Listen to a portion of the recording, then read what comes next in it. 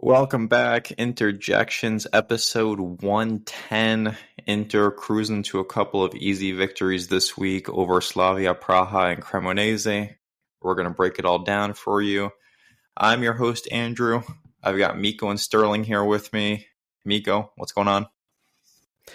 Pretty good.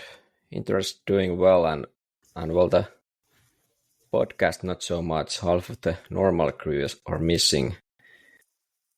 That's right. For those of you keeping track at home, Irfan has a country club event and Jay is on a date. But it is what it is.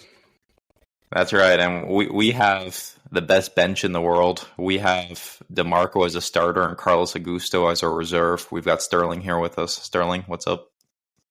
Oh man, I appreciate you guys putting me in the starting lineup very late. It's very Kivu of you. Gazetta got the lineup wrong once again. But Sky, I guess, managed to get it right.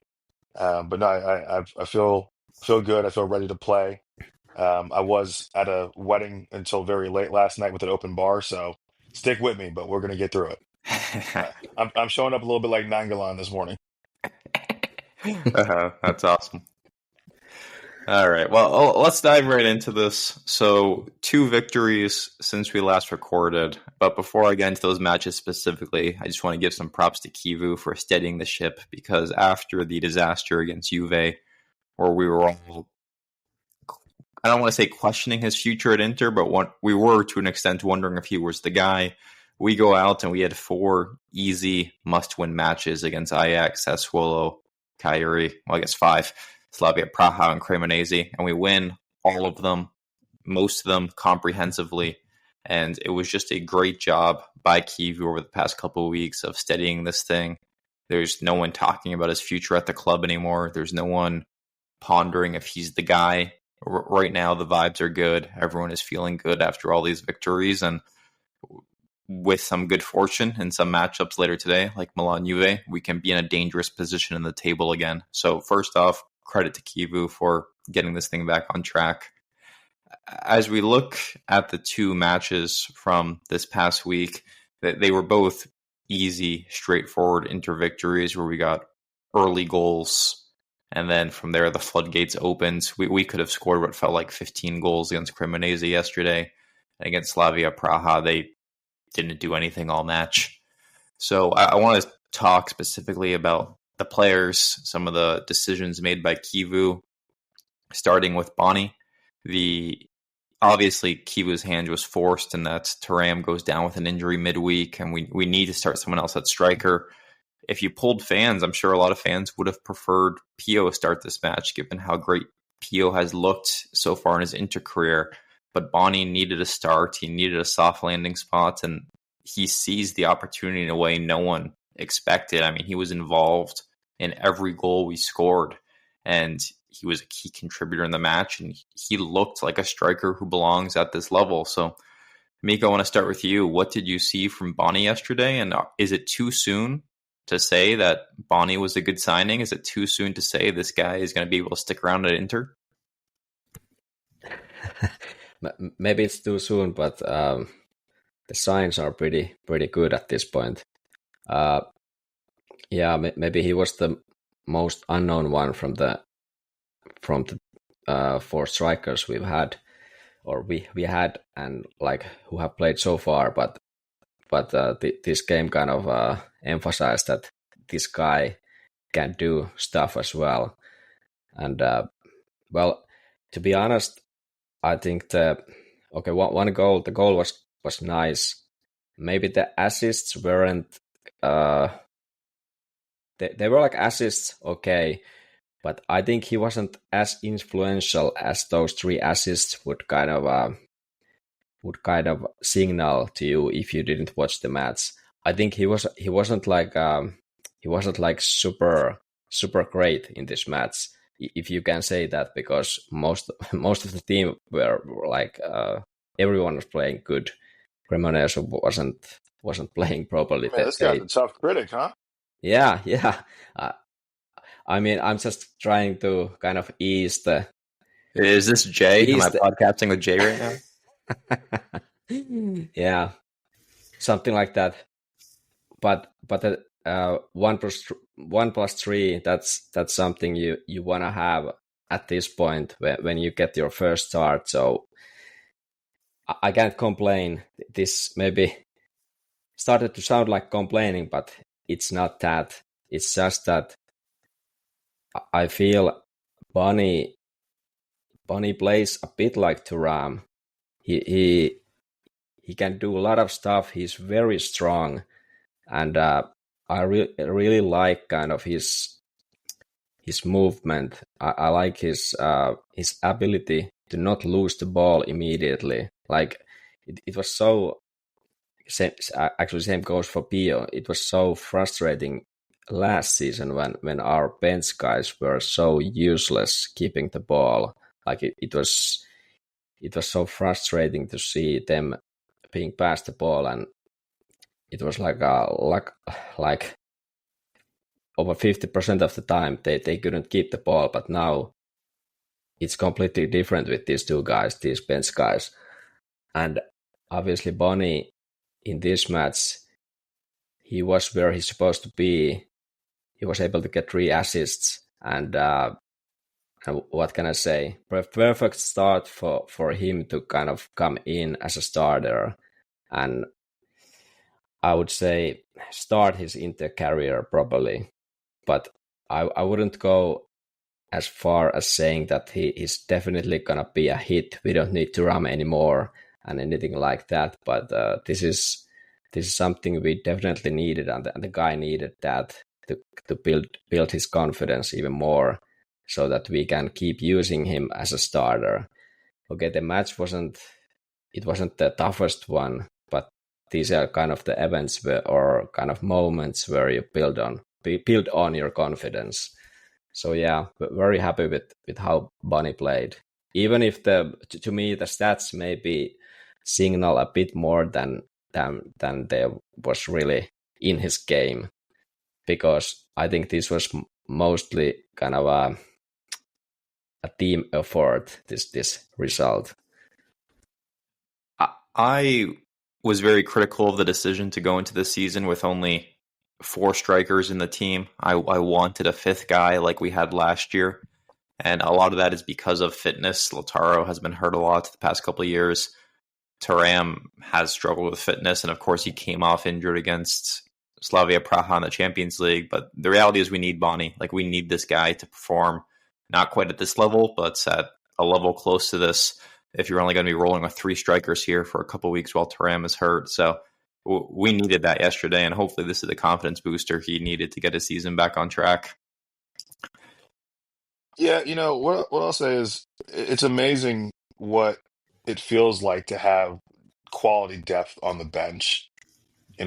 Last year, what we were getting from Taremi and Arnautovic and Correa, these are experienced players. And so we had a certain level of expectation that we thought that they would at least not make the moment too big for themselves in terms of just playing for Inter and just scoring regularly in league matches and showing up with even spot starts in the Champions League. And they just fell completely flat. I agree with you, Andrew. I thought there was a big risk in us starting the season with just 4 strikers, but really 4 strikers where 2 of them are prospects. One of them hadn't even played in the league yet. He's 20 years old, and the other one is 21, and he did play a season in Serie A, but he scored 6 goals. So you're kind of a little concerned that if something does happen to one of your starters, that one of these guys is going to have to play some serious minutes, and the question is, can they make that quality leap, and can they actually really play at this level? Because it's not a sure thing. And Kivu saw something early on. He decided that he was comfortable with his attack. I think we all saw they looked pretty decent in preseason, but preseason is preseason. You don't really know until you get into these real matches, and all of a sudden you have to rely on these really young players, which is something they do in other countries all the time. But for whatever reason, in Italy, it's like unheard of, right? That you would just bring these young guys in and actually, play them in rotation and also play them as starters from time to time. But I mean, they've given us more in 5 matches than we got all of last season from the bench. It's insane, how much energy they bring, how much quality they bring, and they're actually bringing stats as well. Now, yeah, he's not going to get four, GA in most games. I don't think that that's what we should expect from Boney moving forward. Um, I agree with Mikko that the stats are maybe a little inflated, but also they're just assists. I mean, he did what was needed to be done, and those led to really legitimate goals. And he helped us put a match to bed that could have been a tricky match on paper. I mean, Cremonese was not looking very like they were looking very good coming into this game. They had not lost at all this season, and we all know that in the long run, results level out. There'll be a team that's fighting towards the bottom of the table. But I think they're a team that will survive relegation this year. They've shown enough, and they've made life difficult for everyone they've played so far this year. Same with Calgary last week. I mean, we are facing these matches and we're making them look easy, but they could really be tricky on paper. But Boney is part of that today in his performance because he gels into a team that was flying today. Absolutely, we should talk about Kivu's impact and how some of these transitions and the way that we're building up play looks so rapid. But Boney did not look out of place whatsoever. I love his link up play. I think he's actually a little bit more involved in linking up with teammates than even Taram is. Not saying that he's better than Taram. Does not get carried away, but Taram is I think a little bit more individual sometimes in the way that he plays the game, where he'll pin a defender or he'll try and spin and just dribble. He's very direct and it's very effective. But Boney seemed like he wants to link up a little bit more with his teammates, and I thought that it worked extremely well today. It's very effective against Cremonese, who again we just blew away. They could not deal with us from the first minute. And it has a well taken goal, makes it 2-0, which is a very important goal in the match. Kind of put that match to bed. And he doesn't usually score with his head.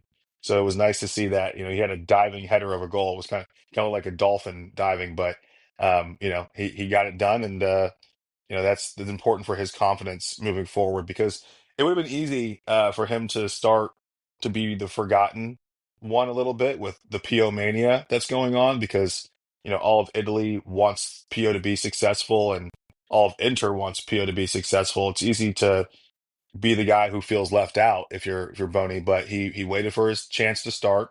It came and he delivered. So just overall, we have two really interesting young prospects at that position who seem like they're actually ready for the spotlight right now. So it's will be exciting to see. But similar to Kivu, we will have to see how they perform in the big games. We'll have to see how Kivu performs in the big games, how Inter performs in the big games, and how these young prospects perform in the big games. I do worry with Pio that this hype is spiraling out of control. So I went to the Slavia Praha match, and the Pio hype is just unreal. Like as soon as first off, you have people yelling from the stands they want Pio subbed on, and then as soon as he's subbed on, pretty much anytime he does anything noteworthy, they're applauding him profusely, which is great for a young player to get their confidence up. But people are pumped about this guy. There are Pio kits everywhere. If you walk into the Inter team store, the two kits they have on display for you to buy are Lautaro and Pio. People are crazy about this guy, and I think it's a few things. You're right, this is our first youth prospect in 15 years who's valuable. He's Italian. He's homegrown. It's the perfect combination of things, and he looks really, really good. So I'm just so impressed by the way Pio has held things together so far in his Inter career. He had a couple of substitute appearances this week, and there's no like individual moment I can point to or remember from watching the matches where it was like, wow, that was just pure brilliance. But just the overall game, he looks like he belongs in a way that 20-year-olds shouldn't look like they belong. So I'm really happy with how both the backup strikers have performed so far this season. And hopefully they can keep this up because, like I said, with Thuram Hurts, we're going to need it.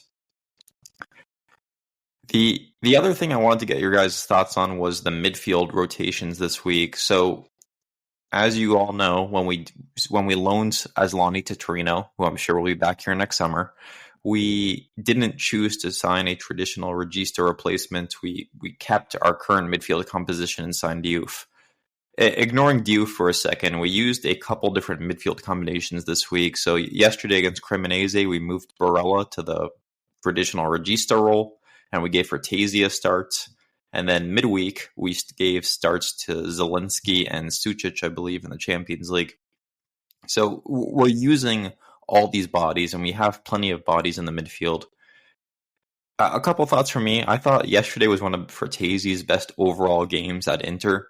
The first time he's really contributed to the all-around game in a way that didn't require him scoring a goal. I was happy with how he played. I was also happy with how Barella looked in a position that isn't his natural position. I always worry that when you move him to the regista spot, you're taking away what he excels at, which is making great passes forward, making great runs to the box, and you're making him play more laterally. You're making him play further back the pitch. But I thought he looked natural in the position, and was not something I want to see all the time. But if you want to give Hakan strategic breaks over the course of the season, this is definitely the better path forward than giving starts to Zielinski at the position. So, Mikko, any thoughts on the different midfield combinations we saw this week? Yeah, I've been complaining about Barella's performances, and and yeah, indeed, this was his best one so far this season. I think the second best was the first match, where he happened to also play as a regista against Torino. Okay, maybe the opponents weren't the best possible, but anyway, the way he plays, he kind of, especially yesterday, I think he loves to play with the ball, and maybe the regista role gives you that more than the Messala, especially how Inter has typically played, where Messalas do those runs to the box, and then the opposite side gets like a deep vertical ball or diagonal ball, usually from Bastoni, close to the box, where Barella is running to.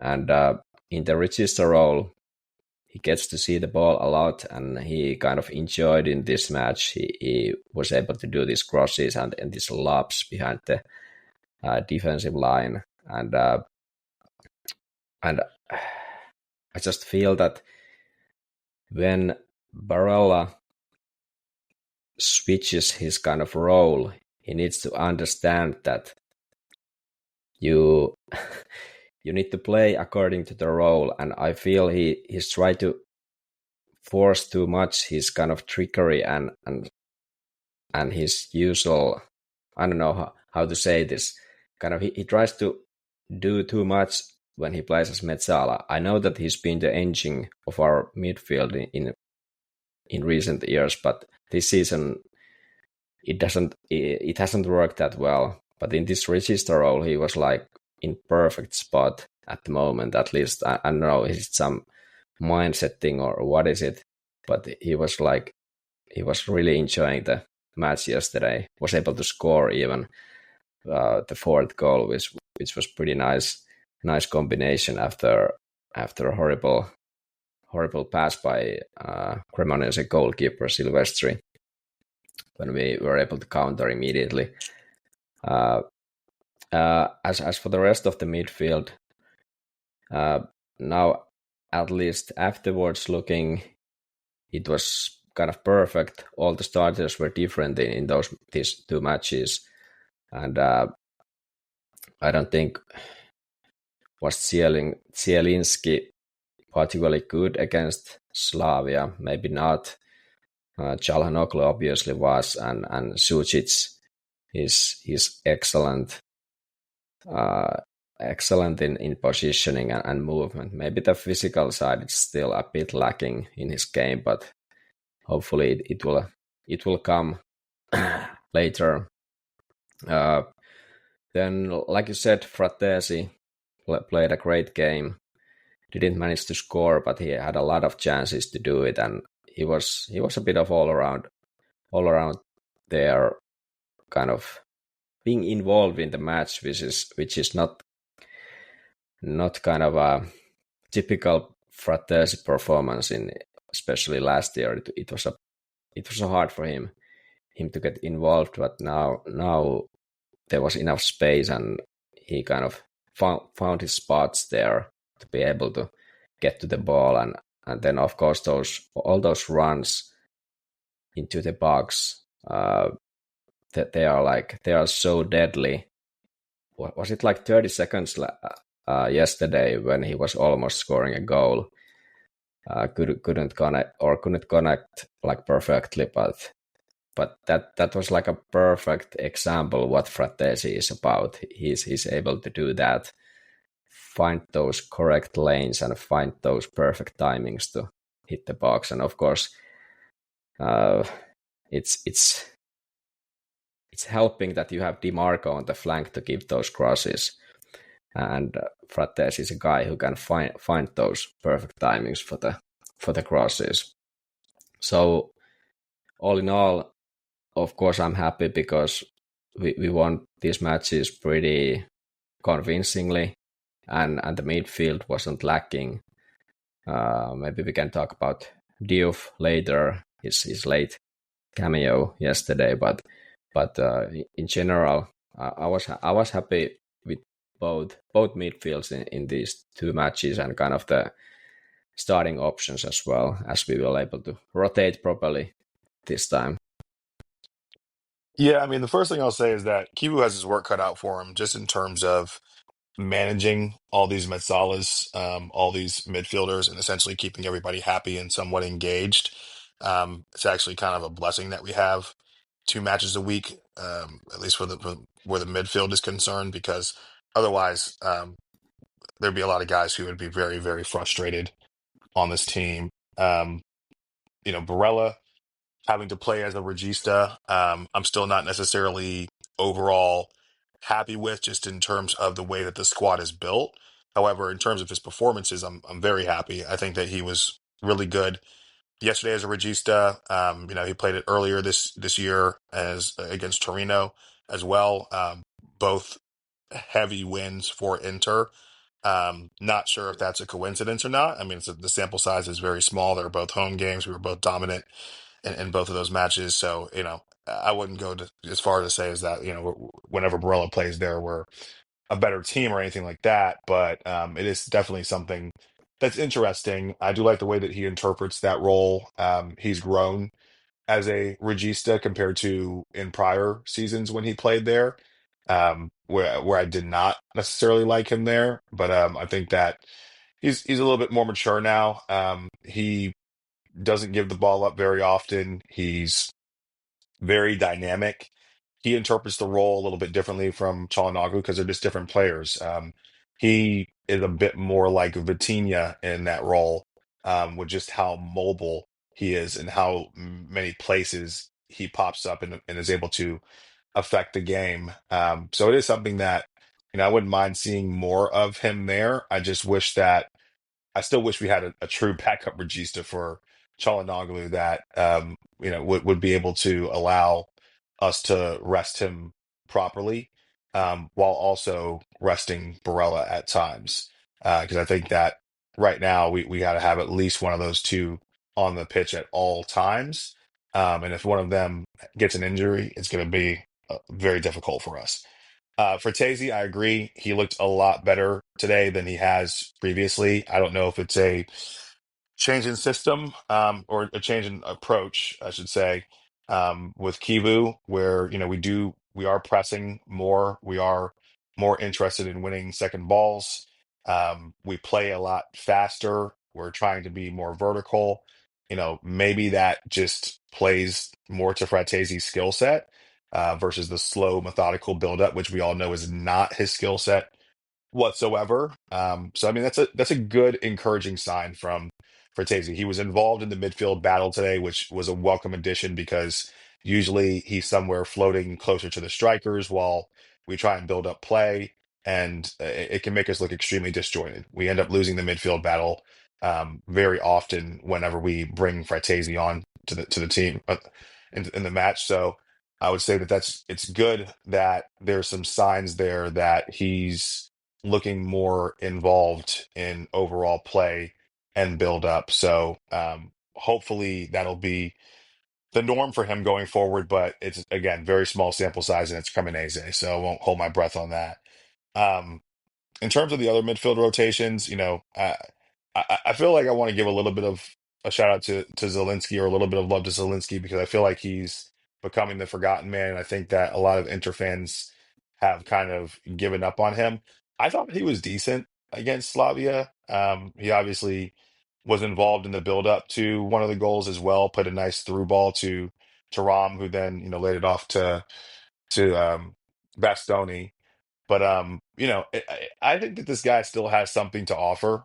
I really do. It's a shame again that with the amount of Mazzalas that we have, his playing time and ability to play himself into form is probably going to be limited. But after Mkhitaryan, he's probably our best natural fit as a left center Mazzala. Susic, you can argue whether or not he's comfortable on that side. I think he's fine, but some people feel like he's much better on the right side. Zelensky's pretty good on the left, and I would like to see him get some more minutes and be able to play himself into form if he's fit, because this year he is, unlike last year. And I think that there's still a pretty good player there, and I don't like him as a regista. So, shout out to him as well as part of the midfield rotations. And I think at some point we should definitely speak about Diouf on if we want to have that conversation now, maybe we can. Yeah, let's have the Diouf conversation now, because you made some good points, I saw, Sterling, regarding Diouf, and I want to turn this over to you because there's a lot of panic after yesterday because he makes his first cameo in forever. He comes on and he's showing a few positive signs of life, and then he ultimately makes a mistake that leads to us conceding a goal. And the Inter fan reactions are clear, is that this guy isn't cut out for Inter. This guy's going to be loaned out in January, and this was a bad signing. So you talked about the body problem in the midfield, where we have just too many guys for the same position. And it's clear that Diouf finding playing time opportunities is going to be a struggle for him. And it really makes you question why we signed a player of his characteristics.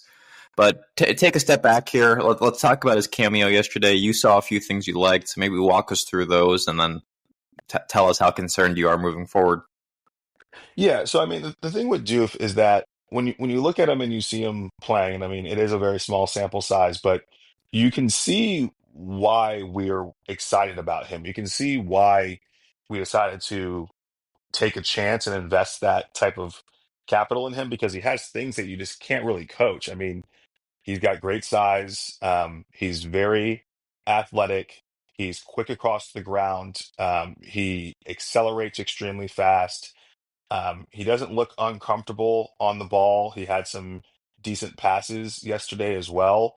And there were a couple of times in transition where I think we could have actually used him a little bit better, but for whatever reason, the ball didn't end up getting to him. But there's something exciting there. I do think that, especially in transition, he can really be detrimental to opponents. I think he can hurt teams. However, there's some rawness there as well, and he needs time. He needs playing time, and that's the real issue with the Diouf signing, is that how is he going to get the playing time? How is he going to get the time that he needs with the team to get embedded into our system and iron out these mistakes? Because we have so many players in his position already. I mean, we've sat here, we've talked about Barella, Mkhitaryan, who had a fantastic match yesterday as well, Zelensky, Susic, Fratesi. These are all guys who play the same position as Diouf in our system. So, he's going to get these odd cameo appearances. And you can see when he gets these appearances, he's frantic because he's trying to prove that he deserves to be here. He's been brought in for decent money, and when you get 10 minutes in a match that has already been decided, you're trying to do too much, and that's what leads to the mistake yesterday. He got the ball, he tried to dribble out of a dangerous situation, which he shouldn't have done. He should have just tried to find a pass, but he's trying to show his athleticism. He's trying to show his speed, and he got caught. And again, it's a sleepy part of the match where the result is beyond doubt, and we get caught in transition, and we give up a consolation goal. Is it the end of the world? Of course not. However, for a young player who is still trying to find his way into the team and is already coming off of a disastrous cameo in the first match, it hurts. It definitely is going to hurt his confidence, and hopefully Kivu and the rest of the team can kind of tell him, hey, relax, it happens, don't freak out, be the same player. Um, we'll have to see how it impacts him moving forward. But that's the general concern with Diouf is how are we going to develop this guy? I just don't know when we have the time or if we have the time to be able to develop him into a player that I think he actually could be really interesting if given the time. But I think he just may be one project too many. We already have the Susic project. We already have the Pio and the Boney projects. We have the Luis Enrique project that Kivu is working on. I fear that he may end up being surplus to requirements just strictly due to the fact that we don't have the time to give him. Yeah, I kind of agree. It might be hard for him to get the minutes because of the bodies in the midfield. But I think there might be times when we need this kind of more dynamic, more physical kind of a forward-looking midfielder, and that's when he probably excels. It's to me, he looks like a guy who thinks kind of offensively, like how we get forward from here. He is not used to the kind of this Italian way of playing, like, okay, we can pass always back. We can always pass back if there's a chance. He always look forward, and that's how it looked yesterday. He always looked like, we're going to pass it forward.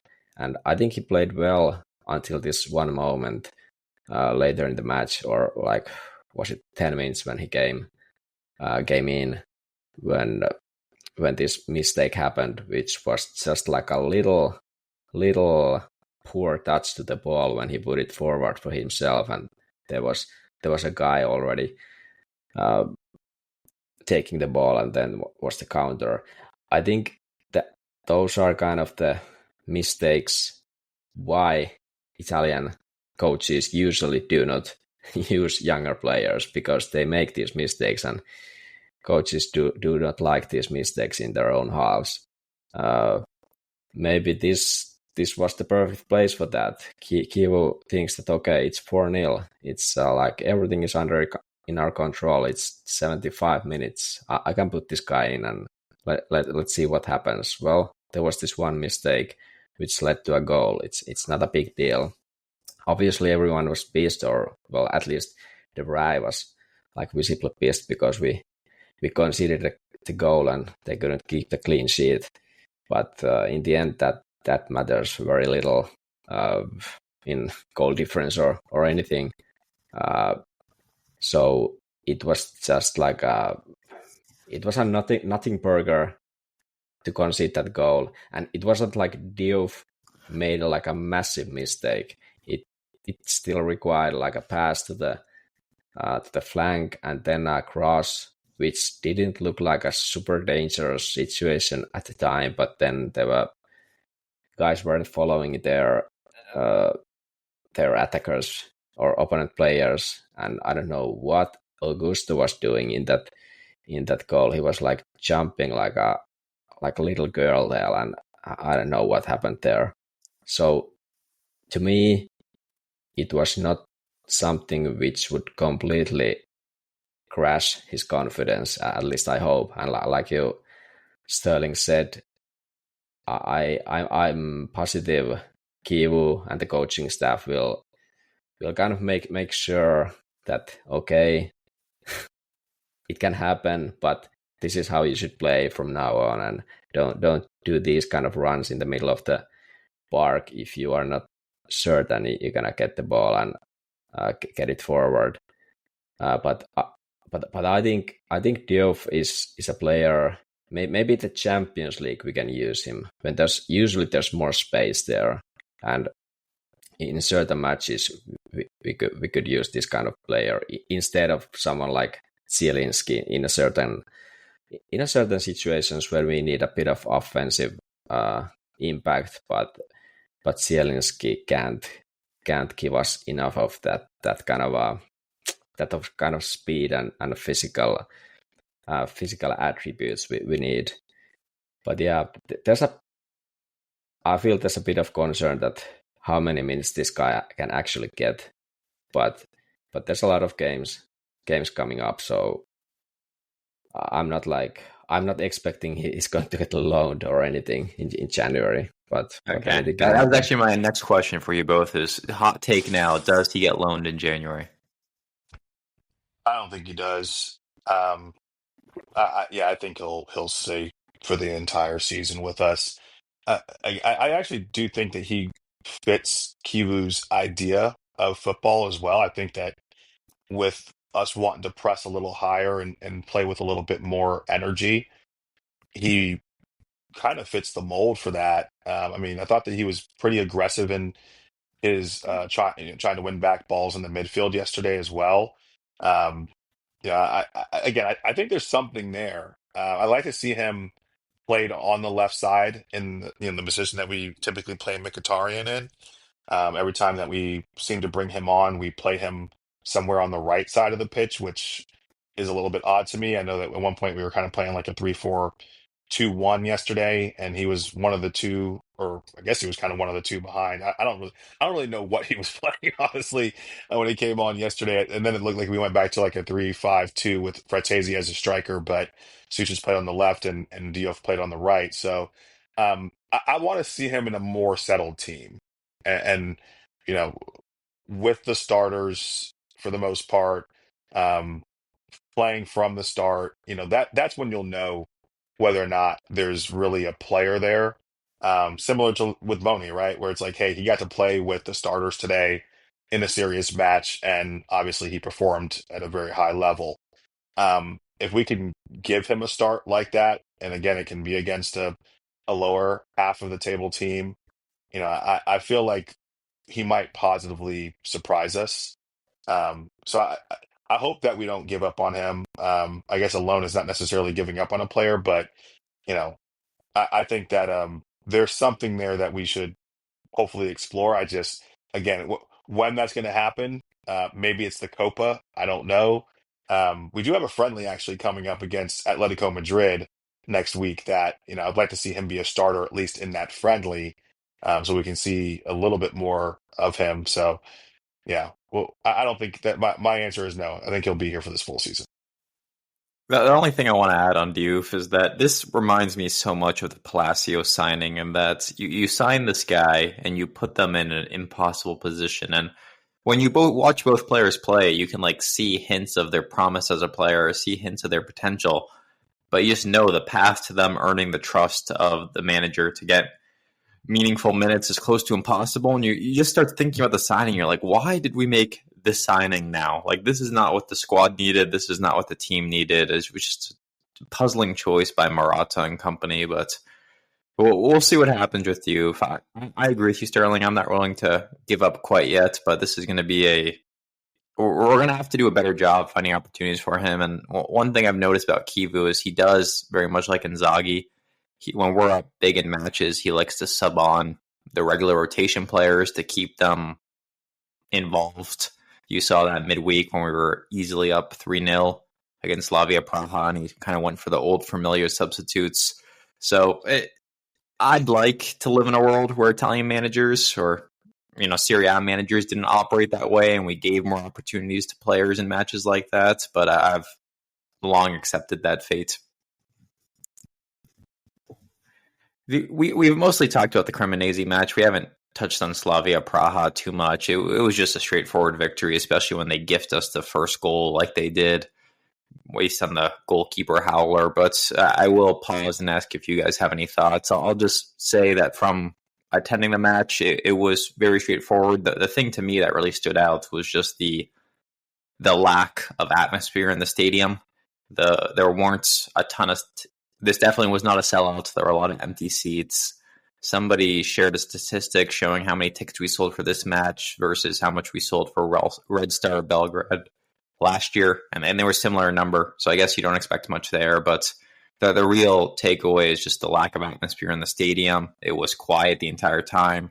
The Slavia Praha fans were routinely louder than the Inter fans. Their ultras were cheering and shouting all game, whereas for Inter, there was really nothing. There were no like organic moments of singing, chanting, anything like that. After we scored the first goal, we did the "If You're Not Jumping, You're Milanista" or whatever song. But that was really it. It's like the atmosphere in the stadium was just depressing. So I have seen reports the Ultras are in negotiations. They might be coming back sooner than later. Perhaps at the end of the month, they'll have banners in the stadiums again and things like that. But honestly, attending the Slavia Praha match, like I said, I didn't have any big takeaways from the game itself as much as I was just really bummed by the atmosphere in the stadium, because the best part of going to the Miazza is the singing, the chanting, just the overall atmosphere, and it was non-existent. Mikko, any thoughts on the Slavia Praha game, and did anything I just said resonate to you through the television? Yeah, totally. I think most of these home matches, that they don't sound good through the television.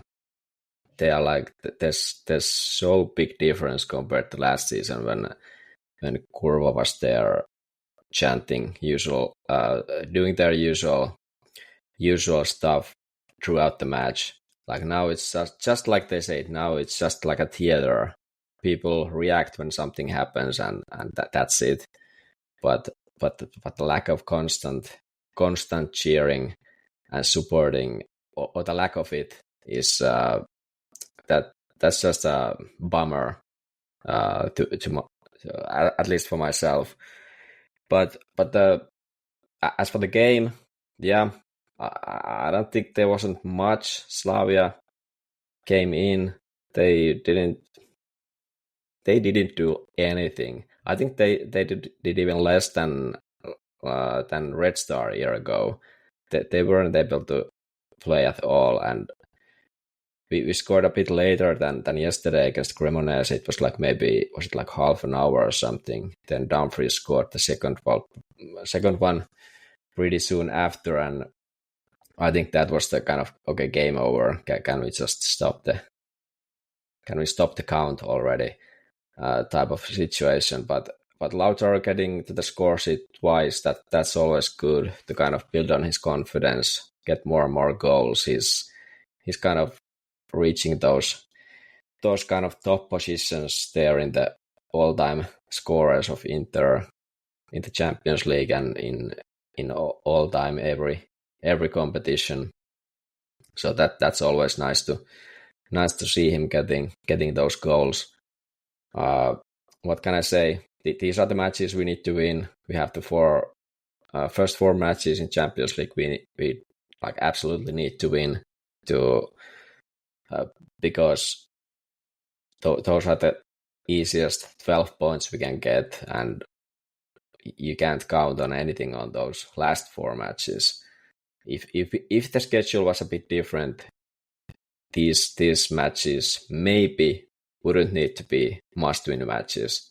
But now the order is what it is. We need to make sure we win these matches, and this was a good kind of a normal standard performance in the Champions League at home for this team. We've kind of done this so many years now that we can do our job and get these points we need to be there again in the top 8 race. So can't complain. Maybe those subs, like you mentioned, I think he put in like Darmian even there and didn't put in Luis Enrique, for example. That was a bit strange, but I guess Kiwu just wants to use everyone once in a while. So I guess that was the case here, and maybe get a more caps to the veterans in the Champions League as it's probably in their kind of last year for Darmian to play in Champions League. So maybe that plays a part as well in some of these decisions. Bissek had kind of the rare start in this match, and I think there wasn't much to kind of complain, of course, and like typical game, not much to do for the defense, but he took some stupid yellow card. I think he was a bit late with his tackling. I remember he didn't do that well with the timings in this match, so maybe the lack of playing time is showing there a bit with these kind of physical battles when he's a bit off with those. But other than that, usual game, good performance by the whole team and clean sheet and everything. So very happy with the 3 points. Yeah, I mean, I don't have too much to say about this match. Very easy 3 points for us, as it should be at home against one of the weaker teams in the Champions League this time. In regards to the ultras, I do hope that they can figure something out and that we can get them back. I usually side with the club over the ultras whenever they have their hissy fits, and this time really is no different. However, you know, we want the ultras at matches. It's important for the team. It's important for the players. It's important for the other fans. They truly are a fabric of the club and society in Italian culture. The club without its ultras is a bit soulless. So, yeah, I hope that there's a way to get them back in soon, and that things can go back to being somewhat normal. Because yeah, I want that atmosphere for everybody at every match, and so hopefully we can get that all fences are mended, and it sounds like they're pretty close to finding some type of an agreement, which I think again is good for all parties. But yeah, other than that, good match against Slavia, um, and not too much to add there. All right, there's one last topic I want to hit on before we wrap here, and that is later today you have the Juve Milan match. And this is always one you want to keep an eye on, right? It's our 2 biggest rivals playing each other. Always root for a tie here. But I want to get both of your sense check as we head into the second international break of the season. So both Milan and Juve are off to strong starts this season. Obviously, Juve have already beaten us. Milan, after losing to Cremonese in the first match of the season, have bounced back and won 4 in a row and looked good doing it. So as we sit here on October 5th and we think about Inter's Scudetto chances, which team are you more worried about, Mikko? Do you think Milan or Juve is the bigger favorites to win the Scudetto, and who's our real direct rival for it? That's a good question. You somehow missed Napoli there. I don't know why. Well, yeah, I want to focus on Juve and Milan. That's all. Okay. Well, out of those 2, I would say Milan at this point. They have a kind of good record. They are on a roll now. Maybe their game doesn't look like super good or like super fantastic. Against Napoli, they got a home win, but they just mostly defended. They didn't do much, but Napoli was a bit of a mess with their defense there. And Milan, well, gotta give the credit that they defended pretty heroically in a sense. That they won the match despite even getting in the red at the 1 hour mark and everything. So I guess it's the Allegri effect. He's been able to put the team in a position and in a mindset that they will fight for everything, and it shows in the standings now.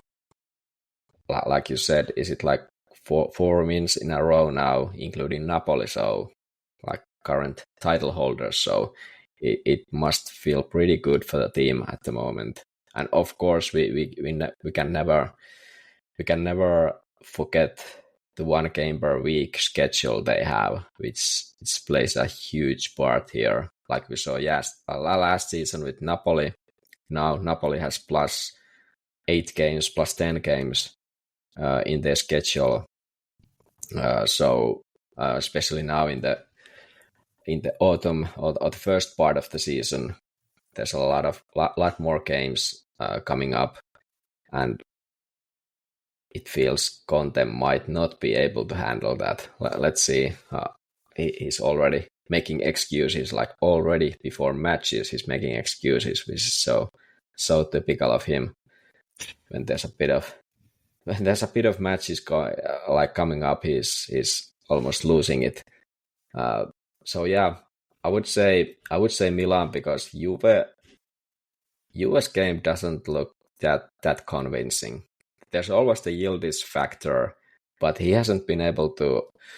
I think Juve hasn't won, like, how many matches they've won against us, Mikko. Yeah. So know, Juve have. Unfortunately, I don't know if my opinion on Juve is being skewed by their poor start in Europe. I believe they tied their first 2 Champions League matches. They had the miracle comeback against Dortmund, and then they had a really disappointing draw against Villarreal earlier this week. So I'm trying not to skew my opinion of them based on their Champions League form, but I just can't help it. Whenever I watch this Juve side, I'm not impressed by them. They beat us. I blame us more than I give them credit for that game. Whereas Milan, when I watch their matches, I actually think there's something there. And at the risk of giving Jay a boner, this Milan team looks defensively solid. This Milan team looks dangerous. So despite we already lost to Juve, I'm much more concerned about Milan at this point. Sterling, where are you on this? It's Milan for sure. And to be honest, it's not even really that close. I don't think. I think purely down to the schedule alone, Milan being able to rest players, play once a week, makes such a difference in the league. We saw that last year with Napoli. I think if this Milan team had to play twice a week, they would be extremely stretched. Modric having to play twice a week, I think, would be detrimental to their hopes of doing anything in the league. But with them being able to rest, train, and show up fresh to matches on the weekend, and have a really good settled 11. That's a thing when you are playing essentially one competition, Copa as well. But when you're focused on one competition, you can get by with like 14 players.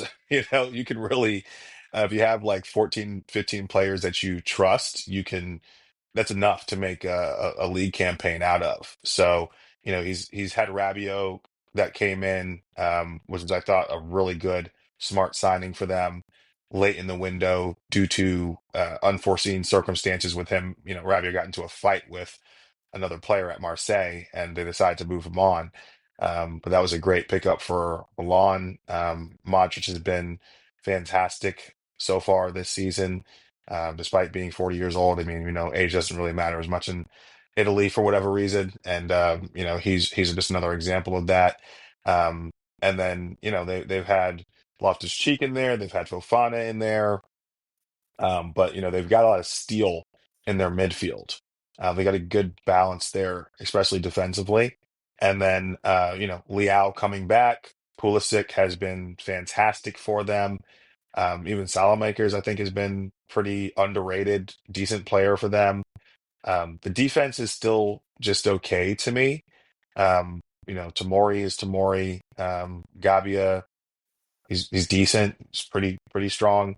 And then Pavlovic, I don't know what to make of that guy sometimes. He has really strong performances, then he has some weak performances. He's just he's been inconsistent for them. But I think he's slotted in pretty well on the left side of the back three. And he's actually a surprisingly decent dribbler. He tries to get forward. He's not Bastoni, but he's also not Skriniar. He's somewhere in between. So, I think that they have a really good settled 11, and they'll be dangerous this season, again, just purely based off the fact that their schedule is going to be so much lighter. And this Juve team, as you mentioned, Andrew, to me, not special.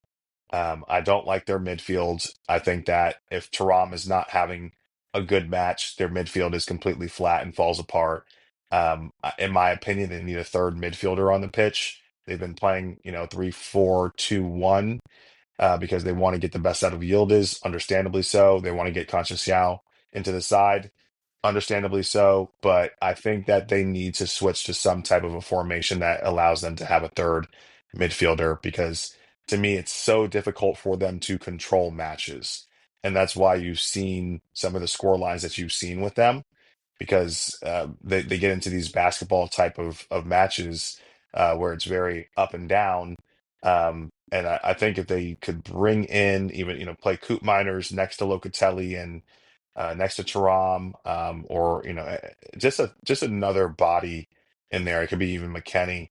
That would give them a little bit more control of matches, and I think that they would be better for it. Even if that meant that they would have to drop one of probably Conceição would be the one that would come out of the side, and or maybe they could go to some type of a back four formation. But there's some issues in that Juve side. I mean, they have three center forwards and they can't play together with Jonathan David and Vlahovic and now Openda. So, that kind of hamstrings them to what formation they want to go to because if they go to a formation where they can play two of those strikers together, then they're not going to be able to get Conceição and Yildiz most likely on the pitch. So they've got some issues there in terms of their squad building as well. So yeah, I don't see this Juve team as a threat to anything besides a top four place. And I'm just looking that apparently Bremer is again injured, so he's out of the match against Milan today, and I don't know how long he's gonna be out. That's a big blow for them, like last season we saw. So not looking good for them, I think. I hope they win today. I would prefer them to take points off of Milan. Yeah, I guess. Yeah. As we record, Roma are now 2-1 up on Fiorentina, and we might be looking at the last appearance by Pioli as a manager before he gets sacked. So let's go ahead and wrap this up. For them. No, not at all. Let's go ahead and wrap this up with a Mikko's hot betting tip. Mikko, please tell me what's going to happen when Italy visits Estonia for an international break.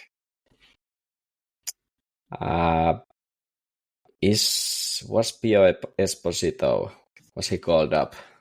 I have absolutely no idea. There we go. He was called up, yes. Yeah, I was wondering if he can play. I think Italy has a chance.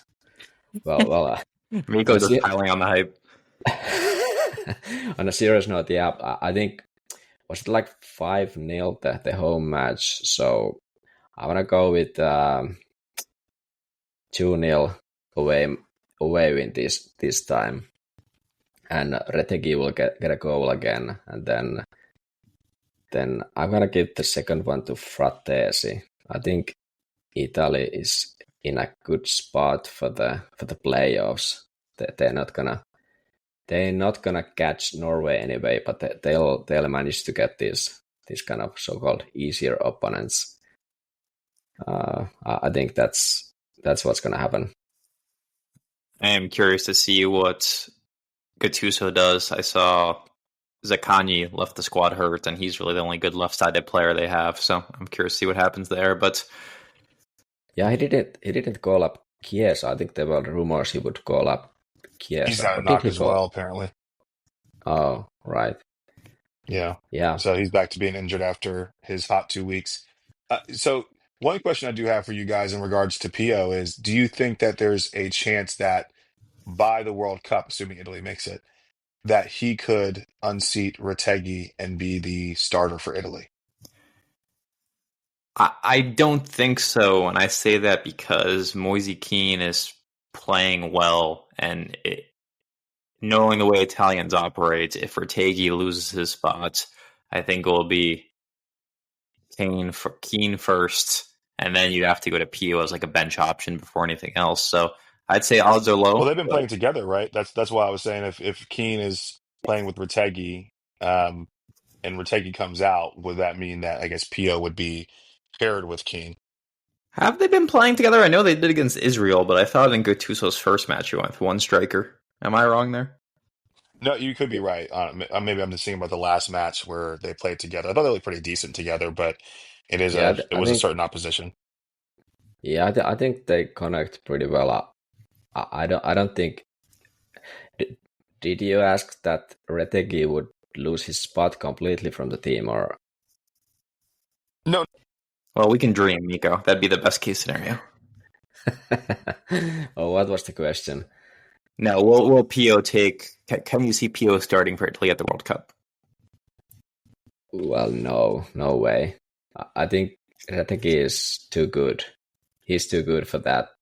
Uh, Unless he like completely tanks it in the Saudi league. Did he win the Saudi league? Was it Qatar or something? I don't even remember. I think he I think went it's to But anyway, Qatar. Qatar. Yeah. Yeah. yeah. But anyway, and unless he's like visibly like unfit to play at this level, I can see him losing a spot. Uh, they play well enough with Moise Kean, so I can see him losing the spot. But making the team, that's an interesting question. Like, could he make it? If he has a good season, like a great season at Inter, maybe then it's impossible to drop him. But yeah, I do think that Pio will be on the team, assuming that he continues to get minutes at Inter and obviously continues to perform. Yeah. I There's think just he'll be nobody on the else. plane. There's Yeah. just no, yeah. It's not even that I think that Pio is like, the best thing since sliced bread, but who else do you go to if you're Italy? There's just nobody else, right? So I think that by default of well, lack of competition, It'd be I mean Luca, it's him or Luca, and I don't well, rate Pellegrini. there is Luca. this there is this certain Andrew favorite player, but I don't know. Is he injured again? I guess he is. So Scamacca, oh Uh, Gus. I think he's hurting. What could have been? I also did fact check myself. Sterling, you are correct. He played Keane and Retegui together in both matches last international break. So good point. Yep. All right. yeah. Yeah, we can wrap up there. So Sterling, thanks for hopping on. Mikko, always a pleasure. I'll let you do the honors. Forza Inter. All right. Catch you all later.